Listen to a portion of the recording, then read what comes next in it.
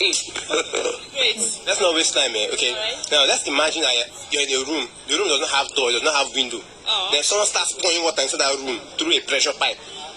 How will you escape from that room without drowning? I will just break the ceiling and run away. Run away. How will you break the ceiling? I will hit the ceiling with every strength I have. Every strength. Are you a bulldozer? Of course, but that moment, at that point in time, I will suddenly change to be a bulldozer, even if I'm not. Really?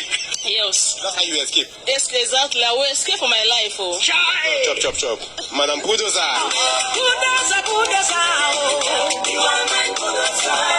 How you can escape from there?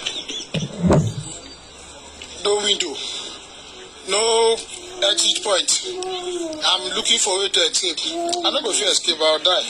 Jesus is Lord. Even the only place I'm supposed to escape through, pressure they come from that direction. So I can't go against that water pressure. So at the end of the day, I will still drown inside there. I will die inside that place. I don't want to die here.